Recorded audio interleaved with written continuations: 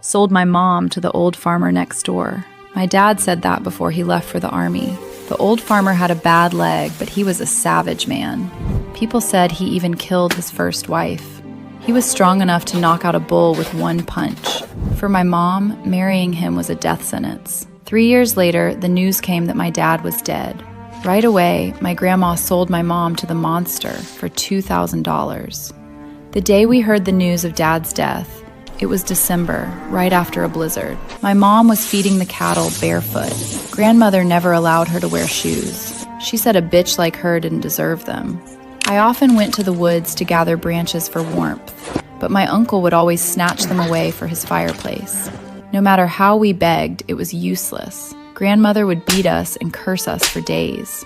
I felt sorry for Mom and tried to help her feed the cows. Baby, go play over there. The sun is out, it's warmer there.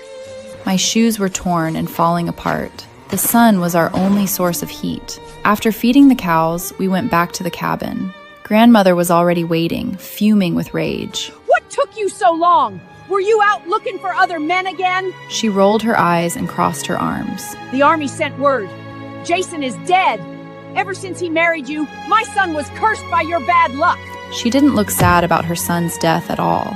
There had to be a secret behind this. Now that he's gone, get out of this house. Don't stay here and ruin the Hudson family name. She looked at us with disgust and kept grumbling. Luckily, my son sold you to Rick before he left. Otherwise, we would have lost so much money feeding you two. My mom didn't fight back. She just picked up her coat and held my hand tight. Mom, at least let me take the child with me. Grandmother looked me up and down. She had a wicked look in her eyes. That depends on if that old farmer pays more. A girl her age could fetch $2,000 at the town. She's worth much more than you. My mom gripped my hand even harder. We both knew the truth. As soon as she marries Rick, Grandmother will sell me away. It was the day we were driven to Rick's ranch. The legendary monster was there, chopping wood. Each swing of his axe was terrifying. One of his legs was broken and propped on a wooden stool. He looked strange and menacing. A huge scar ran from his left eye down to his mouth. It looked like his face was split in two. I hid behind my mom, trembling. Rick looked at us coldly.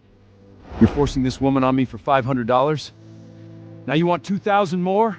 He clearly didn't want my mom, and he definitely didn't want a burden like me. My son Jason saved your life in that blizzard. Now that he's gone, you should be grateful to take her. This girl will be your daughter. It's a blessing. $2,000 is a bargain for you. $2,000 was a lot of money. It could buy so many seeds. I knew I wasn't worth that much. Rick glanced at Grandmother but said nothing. People said he was a man of few words, but one look from him could scare anyone to death. Grandmother shoved my mom forward. My mom's thin body almost hit the ground. She pulled me along and knelt down instantly. Rick, my child eats very little. She can feed the cows and collect firewood.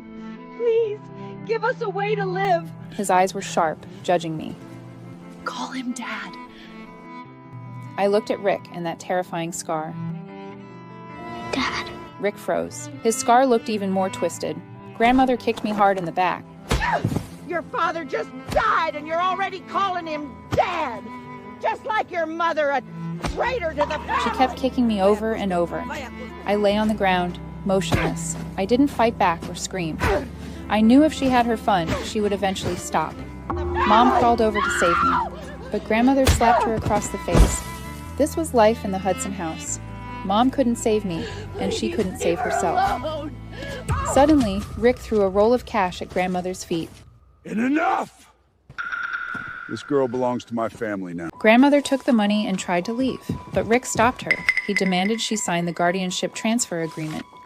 Grandmother refused. Rick snatched the money back instantly. No signature, no money. In the end, she gave in for the cash. Mom and I officially became part of Rick's family. Mom folded our 2 ragged coats by the cowshed. She started working right away. She wanted to be useful. She thought hard work would keep us from being beaten. Rick's cabin was simple. 3 rooms and a living area. Only 1 bedroom had a bed. The other rooms were empty. Mom took me to the cowshed. It was kept very clean. Mom found some wooden boards to make me a bed. I will sleep here tonight. Don't be afraid, baby. I spread hay over the boards. I'm not scared, Mom. It was the same back at the Hudson Ranch. When Dad was home, he said I was in the way. He always kicked me out to the cowshed. The Hudson's shed was much filthier. There were rats and snakes everywhere, freezing in winter and boiling in summer. I survived all those years. Mom hugged me tightly. It's my fault I couldn't keep your father's heart. Dad was always talking to Mom. I knew there was a secret behind all this. Mom, why did Dad want you to marry Rick? Before, Dad never let her leave the ranch. He never let her look at anyone in the eye. Grandmother always cursed her for flirting with outsiders. Why the sudden rush to marry her off? Mom's bitter laugh was muffled in her chest. Her voice was barely a whisper. Because only Rick had this much money and... She didn't finish the sentence, but I knew. Dad sent Mom here to die.